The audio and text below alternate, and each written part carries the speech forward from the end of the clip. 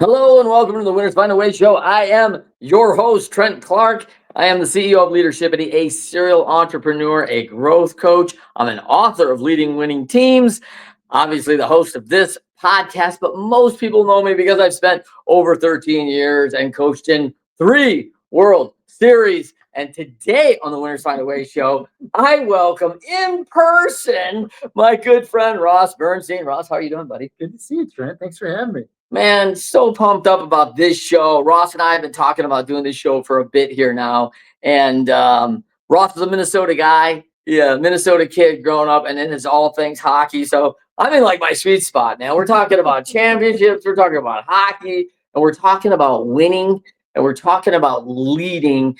Ross speaks all over the world, 120 gigs a year. Check out his frequent flyer awards, man. Like this guy is for hire. You're going to want to get to him. Ross Bernstein, first and foremost, welcome. Thank you. Super excited about doing the show today. We're also a little docket with EO today in Grand Rapids, Michigan, doing a little West Michigan event. Going to be some fun. Yeah, absolutely. And then tell them how they can find you. I'm just rossbernstein.com. Boom. And you're on LinkedIn. Yep. And if someone wants to book you, just ross@rossbernstein.com. That's it. Boom. That's how easy it is. And then just like that, he picks up an email and he's coming to a town near you. Just like that. Now you've authored how many? 200 books? 50 books? How many books? 200. Yeah. About 50. Only 50. I wrote my first book and I think I lost a limb. Like I actually below waist, I don't have a left leg anymore. That's how hard it was. So just kidding about that. So but it's a lot of work. I mean, and you're a content specialist. I mean, you've gone out around the world and you talked about this, and through the 50 books, you've really done the research. Is that fair? Yeah. And that's the thing. Like research, and that's what you do. That's what makes you unique. Is people want to be called a thought leader, but they're not doing their own research. They're regurgitating and sharing other people's research. So for me, I love sports. So to be able to interview athletes, to talk to them, to aggregate new research, it's constant, right? Like I'm watching ESPN this morning, watching my Timberwolves get beat last night to Oklahoma City. And it's like you're just learning, right? Yeah. You're just learning constantly about all the stats and the data and the analytics. And it's, so for me, I try to figure out like what makes the great ones great, and then how do you apply it to business. And for you, it's very similar. You're doing a little deeper dive. I'm talking for an hour or two, and you're helping people coach, consult when you're not doing your speaking engagement. So we come at it in a little different way, but we're both very much in the same planet of how we want to help people through this lens of this shared passion. Yeah, and as I look at this thing and your history in sports, is there a particular sport that like you lean into first and foremost? You love them all. I know your T-Wolves had a rough one last night. Looked great in the first half, by the way.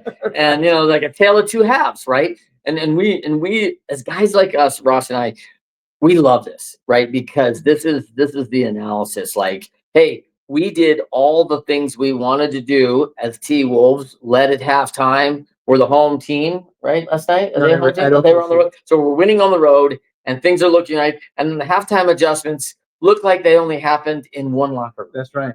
Isn't that what it looked like? Totally. Yeah. And it's, I talk a lot about momentum. And second half, they got all the momentum. Yep. And they crushed them. So it's interesting, but I think there's a lot of those same principles you can apply to being an entrepreneur, to finding a way to win, right? Like it's not like football where it's one and done. Like in basketball, you got 7 games to figure it out. So it'll be interesting, but certainly doesn't look good from this perspective. But that's what makes sports so much fun, is that it's always changing. Someone's winning, someone's losing, someone's happy, someone's irate, and all the Monday morning quarterbacks, they got it all right. So. Yeah, I know on a show that I do on Mondays on 108 Stitches, we were talking about the baseball world, and we were talking about how the Tigers went over to Anaheim and beat them 8-0 2 days in a row. I mean, 0 runs for 18 innings. It's not great. And then just following, they go and play the $300 million+ LA Dodgers and sweep them, right? For the for the LA series, and now you can build off that momentum, and I love that find a way. And we talk about coming back to the Timberwolves. I think one of the hard things, and I love the quote from the Four Disciplines of Execution: winners, when shown data that they're losing, find a way to win. And this is a challenge because the Wolves in their eyes aren't losing halftime. Oh, we're doing the things right. Are we ready to make adjustments for what they might do? Are we anticipating? And what often happens in winning teams is we're still anticipating the 5 things they're going to do to combat our winning ways. Now we get really focused. Oklahoma City, we're down 4 points. We've got to do something. The focus is on the things we're going to do different. When we're winning, we're like, hey, we don't need to do anything different. We're always going to be winning, And so then it all of a sudden surprises you when someone comes up and grabs you by the throat and go, oh, what are we going to do now? I don't know what to do. We didn't plan for this. So walk me through that, like how hard it is to keep being focused on the winning way when you're still kind of winning. Right? You're still winning a little bit. Like, hey, we're 55, 60%. We're winning more than we're losing. We don't really need to do anything. We're still in first or second place. And that may not always be. The team that's 45% is very motivated, right? We're in 4th place. We got to get the first. They're making all the adjustments, and the leading team's not making any. Well, that's the thing about sports that's interesting at this level is they have what they call a shared vision. And that means when your team sucks, they fire everybody. Coaches, GMs, everyone goes. So they have to find a way to win, right? It's at this level, it's big business. It's not like kids where it's just for fun. So I'm always fascinated about those adjustments and how people figure it out. And in the off season, they're going to analyze it. And if we lose, they're going to say, well, what trades should they make? What are those missing pieces of the puzzle, right? And the reality is that sometimes you just, sometimes you just suck. Sometimes your key players don't hit shots. And it comes down to, clearly last night was a very decisive game. They lost by like 24 points. Yeah. But it was a 30-point difference on the second half, right? They were just done. But, who knows? They might come back tomorrow and win. But it's the same. Look, that's the thing about sports, and you know this better than anyone at the levels you've been at, is you're managing failure. Yeah. We don't learn from winning. Coaches, when teams win, coaches, they just sit back and they just, let them out onto the ice or open the door to the field and go, here, do your thing. Right? When you lose is where you really learn, and you got to analyze and figure out why. And you got to perform the autopsy, right? You got to be accountable to people about why did you lose? At this level, it's business, right?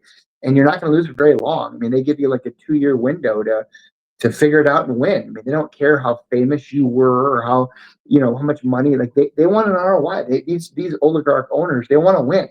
So you really got to be able to produce. And at the end of the day, a lot of the stuff you talk about with analytics and numbers, and they got to figure out what makes the winning teams win. How do you repeat it? How do you consistently win? How do you take this formula against this team and apply it to that team? Because there's different matchups, and that's what's so fascinating about it. Really, it's constantly changing, and I just love the ebb and the flow, and the drama and the backstories. You and I are lucky as working members of the media. We get to be in those locker rooms. We get to learn about what really goes on. Like we see stuff in the media, but that's not really what's happening. Yeah.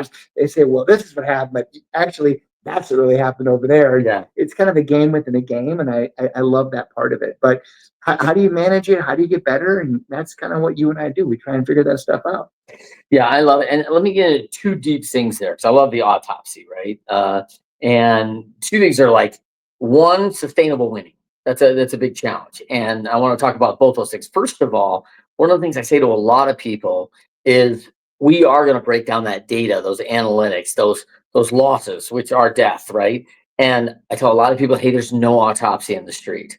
I tell a lot of companies, there's no autopsy in the street. Someone gets hit, oh my gosh, this biker got hit down on the street. It's not like, oh, let's find out what happened. Let's cut up the body over here on Main Street. No. The body's taken from the street. We go to the morgue. There's a specific place that happens. In business, it's the same thing. We go behind doors. We start looking at what happened. We talk about the individuals. We don't do all that and air our laundry in public, right? About what. And like people want to do the autopsy in the media after, like in the post game, like, no, we're not doing the autopsy there. Like, that is not the time. And what have you seen in that? Well, it's fascinating. I Right. mean, what you said is completely on point. And you know, I don't know what the right way is. I mean, that's the thing. You know, I did this cool book a while back called Wearing the Sea, where I had interviewed, like 500 captains, and I learned about kind of this sort of organic form of leadership. And I Yeah. learned that there's really no one right way. Yeah. You got guys like Steve Eiserman for your Detroit Red Wings who are just kind of very quiet, humble, My Detroit. right? And then you've got like the rah-rah guys who are in your face, Yeah. screaming, yelling, and there's really no way. And I think it's the same thing with the why. I mean, it could be that someone just didn't feel well. It could be that there was I mean, there's so many number of instances. Maybe other teams just really outperformed them, or they had the home field advantage, or they had a much better adjustments, or they figured out the poker tell, and they were able to say, you know what, if we shut this one guy down, he's doing this, it's going to affect everything else. And like, so I applaud that. I want to know what are those analytics? Yeah. Why? You're never going to get really a complete why. I mean, if you can figure out a part of it or some of it, I mean, at the end of the day, if people aren't doing well in business, it's like, well, did you make those calls? Mm. Did you really build that relationship? Did they really trust you? Was it just down to price? Why? And I think that you can people need to really have that moment where they say, well, I don't know, maybe I'm not good enough, or maybe I didn't do these things. But that's your job, right? Is you help them figure out, how can I get better? How can I be more consistent at these things? And so that you're not going to win them all, but in the long term, you're going to have a successful business. Yeah, I think one of the advantages I had, Ross, was like, as I talk about this in the book, Leading Winning Teams, but I had this portion of this audit of excellence, right? Where from like this 11-year span, I did 3 state championships, 2 national championships in college, and 2 World Series. In 11 years, seven championships, one. And in the interim in that time, I also coached with a guy named Nick Saban, right? Sparky Anderson with the Detroit Tigers. At the end of his career, last final year of his career, then a master class of leadership with the Cleveland Indians at the time, who were building a program from the ground up, which I had its massive advantage of coming out of an education background where we would do individual education plans, where we would design out for exactly what our big member needed to do. So we would look at a Ross Bernstein and say, hey, Ross, this is how you be successful. Here's your individual education plan about how you become the major leaguer we want you to be. And here's Tom's, because that's totally different. Like, they've got different goals, different things. So we really individualize that. And that wasn't the way of a lot of organizations. Like, hey, here's our way, and this is the only way, and it's the Trent way, and everyone's going to do the Trent way. And it was like, yeah, does that like fit everybody? And we don't learn that way. So that was really coming, and that was changing the sport. Cleveland was ahead of it. My value with Coach Saban was we weren't winning. We were not the championship team. He'd just taken over at Michigan State. He had turnaround. He was like, we're getting into process. Then, being a part of that and watching him over his career, and he really dialed in how to win from the front. Mm-hmm. Like, he won, and he never rested like, oh, we're the champions. He was like, we won. We won a national championship. And next year, there's like 5 things that we have to do to be better. Mm-hmm. And it was like, no, we won the national championship. We don't need to do any of that. Right? Like, and he's like, no. like they're all going to know this is what we do. If we don't do these 5 things better, we will be exploited. By the way, all of his top coaches are being promoted and they're leaving. So he's got to replace that. Yes. So it makes you, when you see the Belichick's, they create these dynasty organizations year after year, especially with a salary cap. Like, how do you do that? It's truly fascinating. It's a great example of the front runner, right? Yeah. The New England Patriots winning what, 5, 6 Super Bowls, 6 Super Bowls in like this decade long, run. That's amazing. First of all, that you could just stay there. And I think you hit a really good point, is when you're really good, and Coach Saban actually told me this. When I left Michigan State to accept a job with the Cleveland Indians. And he said, Trent, when you're really good, people are going to want you to come and work for them. Mm-hmm. This is part of the gig. It's hard on your family. Mm-hmm. We know that in our world. And you're going to do these different worlds. And he's preparing always for my replacement. like he's always ready. here's the challenge of being number one. If you're Bill Belichick or Nick Saban, if we're on this winning team, our offensive coordinator leaves and becomes the head coach of a rivalry school who knows exactly what we do, who's been trained in it in the last 7 seasons, who goes, I think I know how to angle them off and beat them because I know what they want to do. I know what they're teaching, and this is what we're going to do.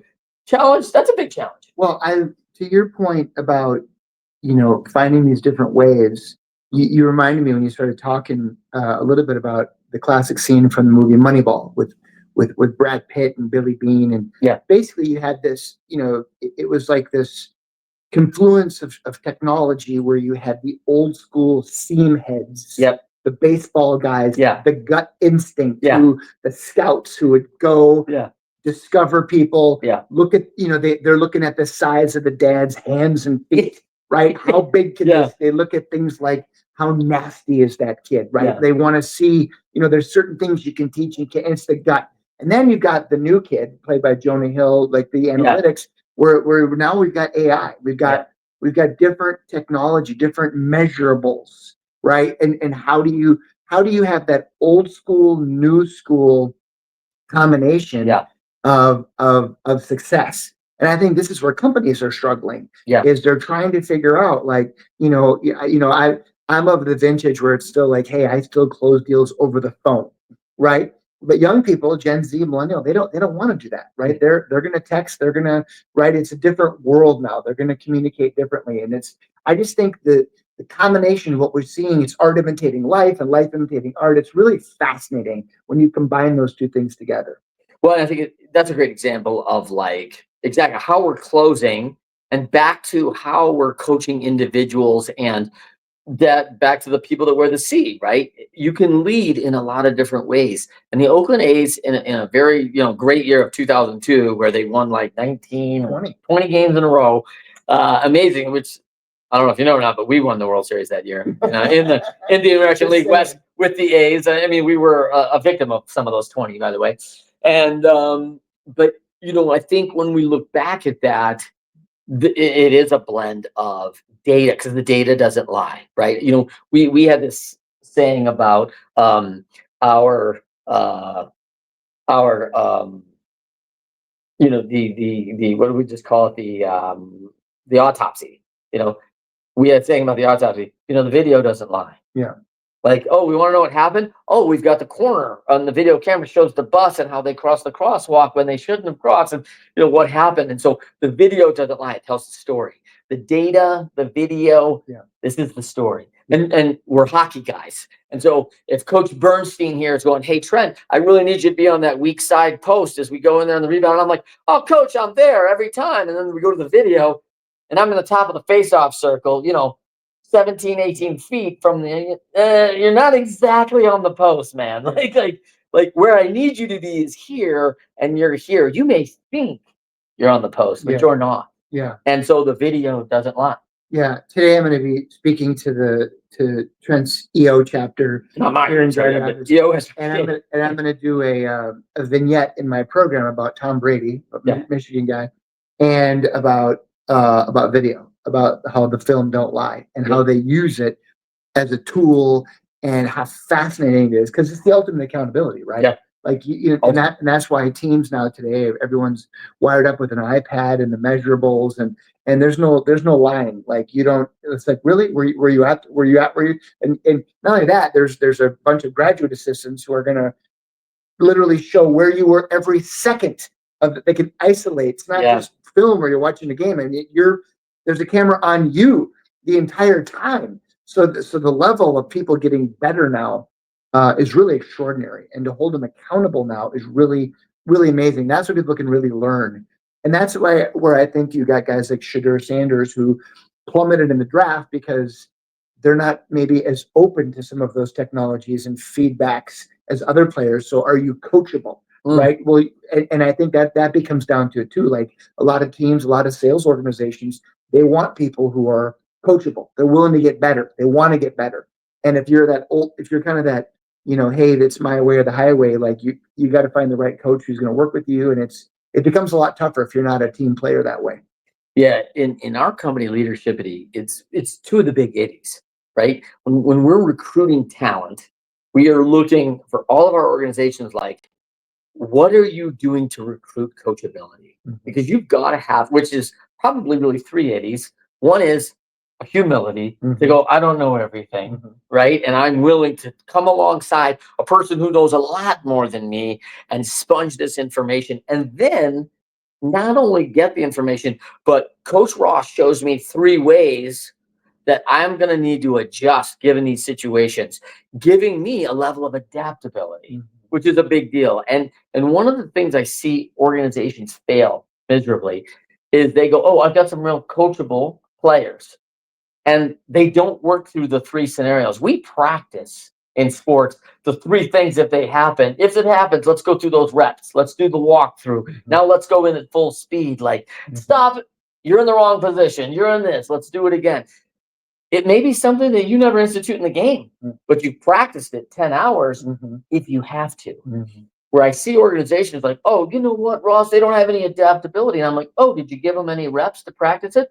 Well, no. But so when you asked them to adjust and do it, they had no experience doing it. Right. The pro athletes get those reps and learn not only to do it, but do it at a very high level. Right. Because if you can't do it, you lose, Right. right? In business, it's the same way. You have to adjust to your client. And if you can't do it at the level that your competitors can, they're going to call you your competitor. Yeah. Is that fair? Yeah. What have you seen when you've seen like that leadership who doesn't understand those three eighties: coachability, adaptability, and humility? Well, you're not going to be around very long. Yeah. Right. I mean, that's just at the end of the day, the numbers don't lie. And like you got to win. Like at the end of the day, at this level, I mean, you might get a free pass in high school or maybe at a college if they don't want to buy out your contract. If you're a prominent alumni and they hire you, but at the end of the day, you got to win. And the alumni, the fans, the sponsors, the people who pay for the signage, the NIL money, the sponsorship dollars, they want an outcome. And even in Minnesota now, where our Timberwolves have made two Western Conference Finals in 2 straight years, which is remarkable because this is arguably the worst franchise in NBA history. We've had just a pathetic performance over the last 30 some years. Well, they're already saying now, well, if they don't get to the finals, they're going to fire the coach. Are you kidding me? This is a team that was barely winning like 4 games a year not that long ago, but now the level has gone up to that point where these are the expectations. Yeah. And so you've got to keep getting better. You've got to keep elevating. You've got to, and then, oh, by the way, there's a salary cap. So when all of a sudden, when your good players are like, we have the sixth man of the year, Naz Reid, it's like, well, he's not going to stick around. Someone's going to offer him a big contract. Right. So how do you refill that pipeline? How do you recruit talent? How do you get people that want to stick around and stay? I'm working on a new book right now where I'm interviewing general managers and agents, and I want to know how they get deals done. Right? How do you find those perfect matches made in heaven where everyone wins? Let's talk about this because this is great. I love this. Like, how do we deal with unrealistic expectations? Because I've had to do this, for years of my life. But of course, in pro sports, it's every year. You go in and obviously blessed to be in 3 World Series. But the moment you win it, it's like, wait till next year. Yeah. And you're like, oh, okay, great, celebrate for a minute. And then it's like you're gonna repeat what you did at least. Yeah. And by the way, you're gonna repeat it, but we're getting rid of these two veterans that were your 3 and 4 hitter who were super influential. And because of the cap and some of the younger players that we got to sign for the future, we'll be replacing them with two rookies that are, 19 and 22, who have a total of 200 at bats in the major leagues between them, and expect the same result. Yeah. Like, well, hey, listen, let's get realistic about how are we going to expect that result in a year's time when we're replacing somebody of that caliber who's here on an experience level, and you're replacing with someone who's here. And it's not that they don't have talent. It's just that there's a gap, Mm-hmm. right? Of experience, everything else that's going. Yet ownership, there's a disconnect about like, well, we did it last year, so of course we'll be able to do it this year. Mm-hmm. And it's like, well, there's a bunch of factors going into that on whether you can really replace that. And man, it's challenging. So the wild card is, the cliche. It's easy to get to the top. It's really hard to stay at the top. Yeah, that's a cliche. But the I hate it, by the way. yeah, It's really hard to get there. Like, yeah. it's not easy to get there. But you think about what it takes, like for the New England Patriots, Oh, to stay there, and then you've got a few wild cards. So you got a guy like Tom Brady, who's the heart and soul, yep. and he's there, and Belichick, the coach, who's there. So then what happens is you've got younger players saying, "Man, I don't want to disappoint these guys. I want to win. I don't want to be the reason we didn't win it." So they're trying harder, Yeah. right? And then you get veterans who are willing to take less money because they say, you know what, I want a piece of that. I want that ring so that in 25 years I'm coming to the anniversary. Yeah. My trading card's worth more. I mean, it's it's The long game. business. Yeah. So all those things factor, and now the success breeds success model where you create this dynasty mentality where you got other people. You got Dennis Rodman saying, I'll just rebound. I'll do all the garbage work because I want a ring. Because if I get a ring, I'm going to get endorsement money, and then I can keep this lifestyle. Yeah. So you get buy-in, where people are going to go, you know what? I'm not the first option, Mike. That's you for the Bulls, but I'll do something like this over here, and you find that role, and everyone kind of plays nice in the sandbox. But I think this comes back to training camp, where you get rid of the bad apples, the team cancers. You get guys who want to be a part of it, who feel like they can contribute, who have a talent, a skill, a something. They're whatever it might be. And that's where I think leaders miss the boat is they don't evaluate talent. They go, well, it's my brother-in-law. I got to put him on the team. Well, it's the coach. This guy's my neighbor. Or, well, we've got so much invested. It's the whole long to hire, quick to fire thing. Yep. And it's a different world now when you're dealing with Gen Z, millennial talent, and how they're going to stick around. You're creating loyalty. So it's really, when you apply it to business, it's really it makes you appreciate great companies who've had staying power and are able to go through those challenges, the supply chain disruptions, the tariffs, whatever it might be, to continually have success, where it's not just based on competing with Walmart over price. I'll tell you two things that I've seen in championship teams that are all that are just glaringly obvious on poor teams.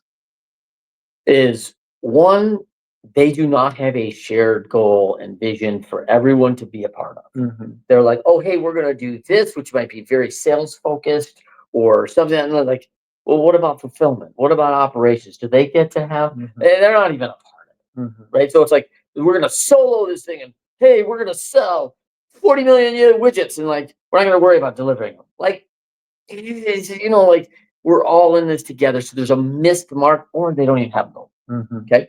Two is not defined roles and responsibilities. When you get team members, and I think, Ross really hit this really well, is like when you get good team members, the Dennis Rodman of the world, here's my role. I run the floor like an antelope and I run the glass and I rule the glass. I am like literally I'm Windex. I'm cleaning this glass so well. And this is what he does as a rebounder. He made his name for it. No one ever said, hey, Dennis, we need 30 from you tonight. Yeah. Like, if he's like, 30 what?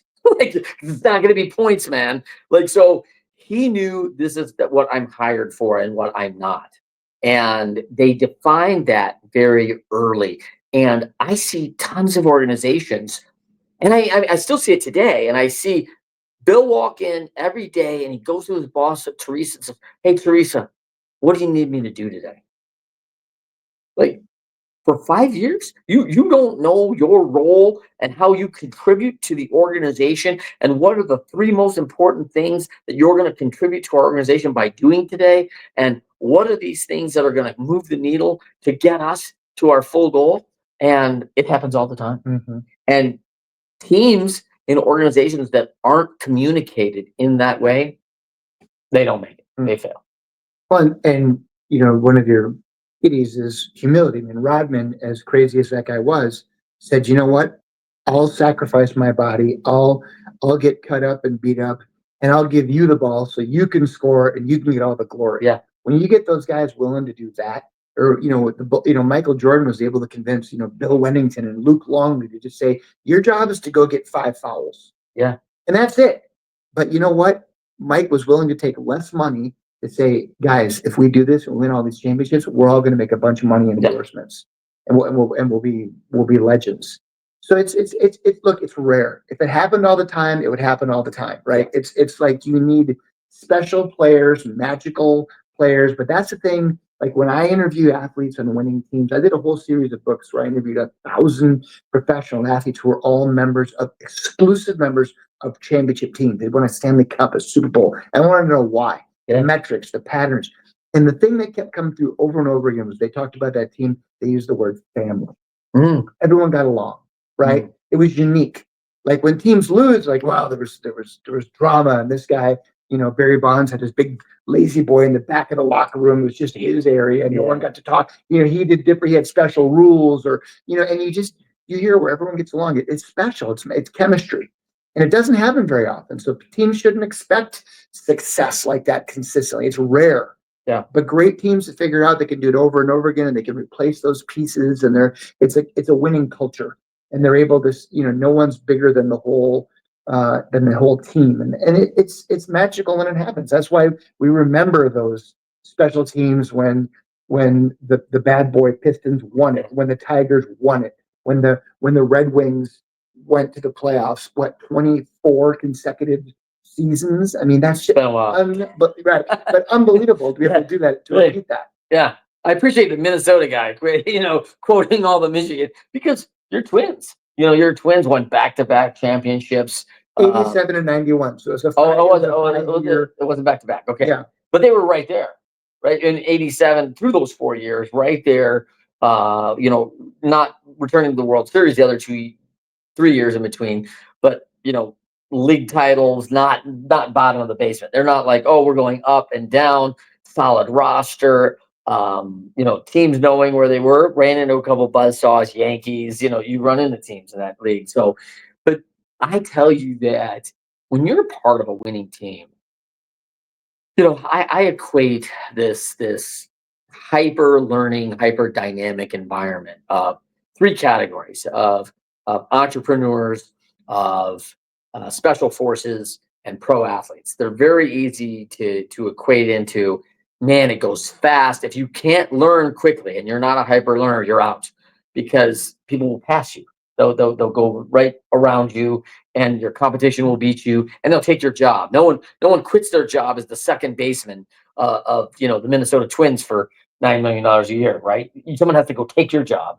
And so when that happens, you're a part of this thing, and being a part of a winning team, no matter where you're at in the world, you can always see those people, and it could be 2 years later, it could be 2 decades later, and you're like, oh man, it's a camaraderie because of that culture that was established. There's a camaraderie that, like, we were in it together, and we accomplished something together to win, and it's special. Have you seen that?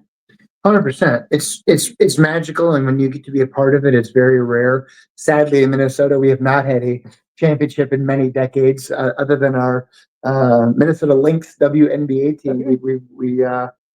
So yeah, that's why when you do win it, it's amazing. I mean, if my Minnesota Vikings ever win a Super Bowl in my lifetime, I would weep. I really would. It would be. I'm sure Lions fans feel the same way, because they've waited their whole life for, like Cubs fans, right? They waited 106 years or something crazy. Yeah. So, but that's the thing about sports. It's just everyone played it at some level. Everyone gets it at some level. You and I come at it from a higher level, but there's people in our world that we're in awe of, right? When you sit down with some of those the Belichick's of the world, you're like, wow, or the Nick Sabans. It's really fascinating to learn from them, and there's just so many life lessons that really apply to business, to life, being a better parent, being a better mom, dad, business person. So that's what we do. We're lucky. We get to make our careers doing something we're both really passionate about, because there's really only a couple ways in this business. You're a former athlete, pro player, you're the son of the owner of a team, or you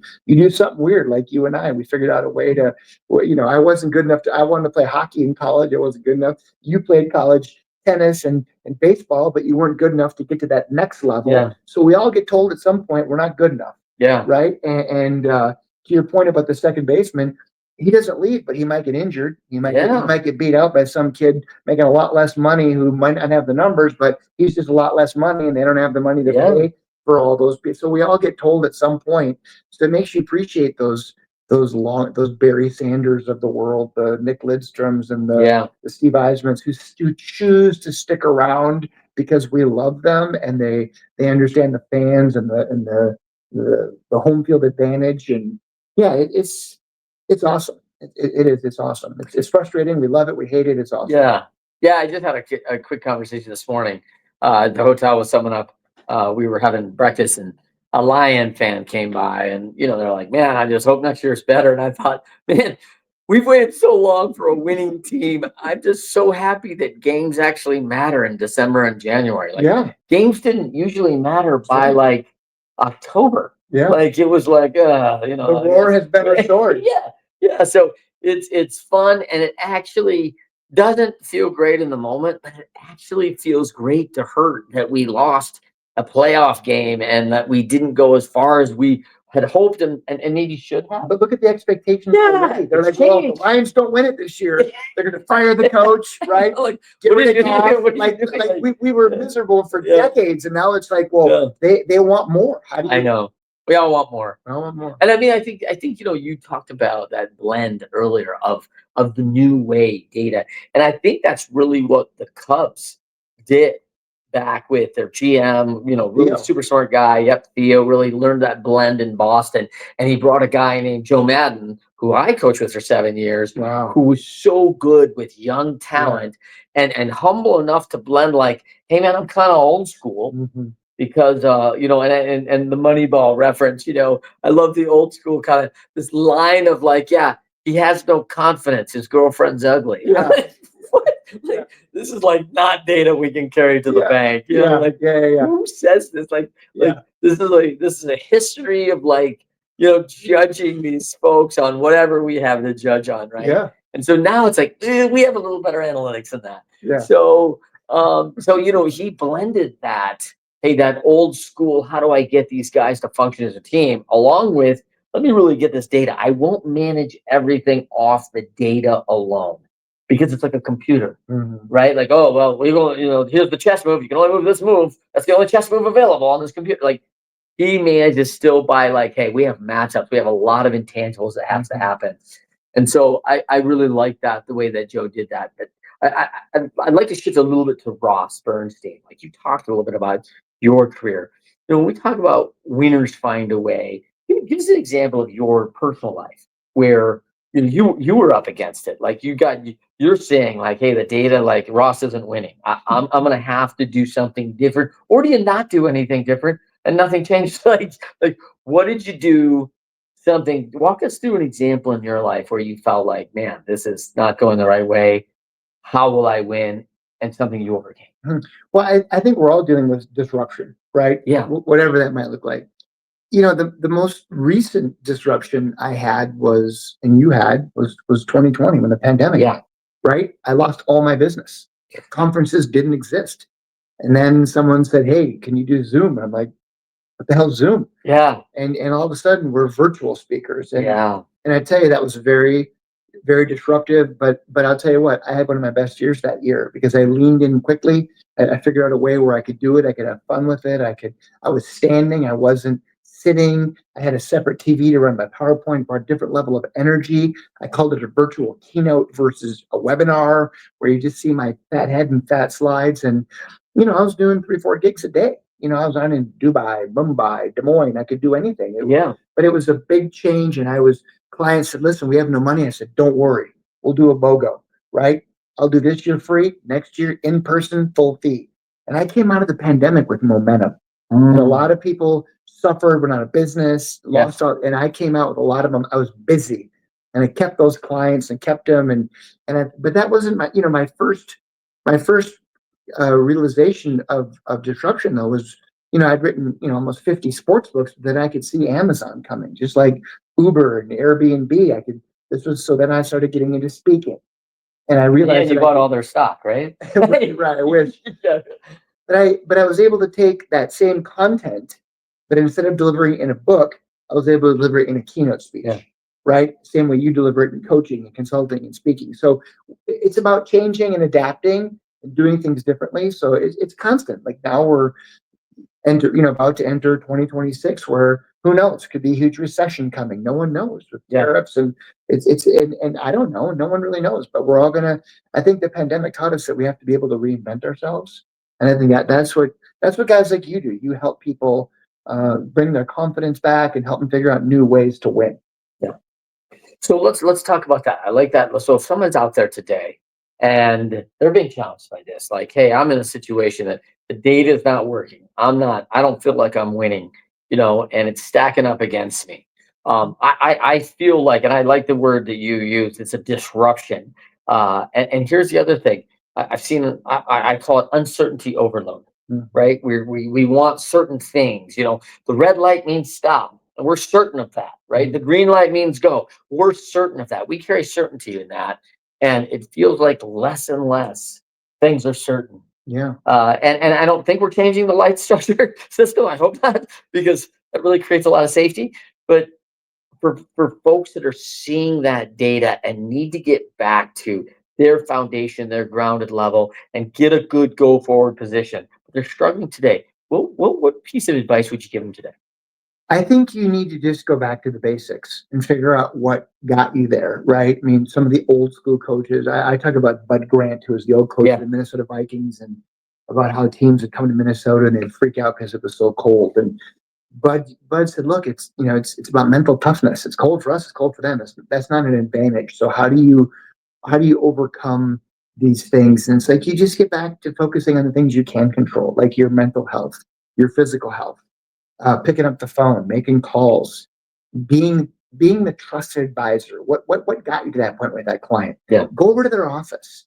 Go look around. Maybe there's a safety OSHA violation that you could bring to their attention. Like in sports, we call these clubhouse guys the Jim Tomes, the Harmon Killebrews, the the old school guys who are 35 to 44, who they're not measuring their contracts and home runs and RBI. They're measured on being the eyes and ears and back in the back of the locker room, at the back of the team bus, the team plane. They're telling the coaches what's going on. Hey, these two guys don't get along. There's a problem brewing. Their job is to make sure little problems don't fester and turn into big problems. So become a problem solver. Be nice. It's not rocket science, right? Just don't be difficult to work with. Be easy. Get back to the basics. Win a new customer and then love them, and then ask for referral and build a second customer. You don't need a whole lot. I think if anything, the pandemic has shown us you don't need a big infrastructure. I don't have any people. I run my business from my phone. There's different rules now. You don't need all this stuff and people and money. People, when I wrote my first book, I was a senior in college. I leveraged my graduate school money. My parents thought it was the worst decision of my life. I wrote a book about Gopher hockey. It was my passion, and I tried out for the team. I didn't make it, but I became the team mascot, Goldie the Gopher, and I wrote a book about it. My parents thought it was going to be a huge failure, but I leveraged my graduate school money. I turned it into a career. But I hear people come all the time. They say, my kid wants to get into sports and do what you do, or how do I do this? And it's like, I had to leverage my graduate school money. Yeah. Like, you could create a YouTube channel. You could do a podcast. You could create an ebook. There's no barrier to entry now. With technology, you can do all this. You could create a YouTube channel, have your own TV show. And guess what? If it's really good, you'll get paid. There's people making millions on podcasts now that started out in their freaking mother's basement. The playing field has been leveled. So if you want to go do something, shut up and go do it. Don't bitch about it. I hate when people whine about, well, this guy's got all that. It's like, you know what? Yeah, maybe some people have daddy's money, and okay. Maybe some people are beautiful. Okay. What do you got? You got talent. Go do it. That's the thing in sports. No one really gives a crap about your sad sob story about how you can't do it. Go do it. These guys in sports work 10, 12, 14, 16 hours a day to get better, because this is their dream. And they have nothing to fall back on. So I guess when you're around that, you learn about resiliency, and you learn people are willing to do whatever it takes. Yeah. I think three things come to mind. Meritocracy, right? It's earned, never given. Folks, if you're stuck, I love the fact that you got to get back to work. Go do the reps. That's so important.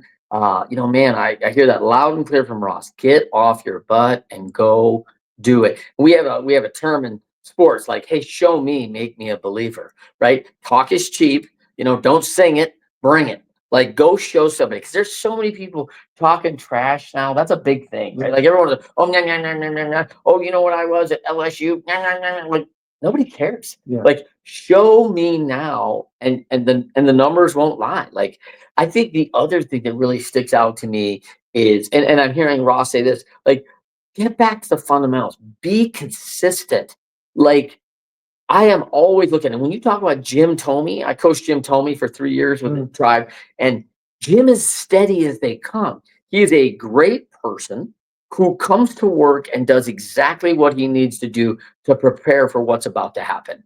He is as steady. And when I have players that are like that, I instantly nickname them Steady Eddie. Steady Eddie, like, listen, coaches sit there, and when they see steady contributors, I can count on them in all things. I'm like, oh, Ross Bernstein, I'll take 10 more just like him. Oh, well, he's not the fastest. He doesn't have the hardest shot. He does, like, listen, all he does is come to work and steady, and I can count on him to work the game plan for tonight, be prepared for what he's got to do, be healthy, has taken care of his body, come in with a good attitude, support his teammates in all things. Like, it's the little things, right? And then the last thing I heard was, like, have a good attitude, be good to people. Like, listen, this is always going to reflect back on you. You're lousy with people. You're short with them. You're impatient. They're going to be impatient. They're going to be short with you. You're going to get back what you give. So, be giving, be good. Like, life is good, man. Like, don't take it for granted. It's a fabulous world out there, and you've got talents. Go out there, exploit them, and go create value, because people who create value always are in need. Okay. Well said, brother. All right. For this episode of The Winners Find a Way, we are wrapping up today with Ross Bernstein. Final words, Ross.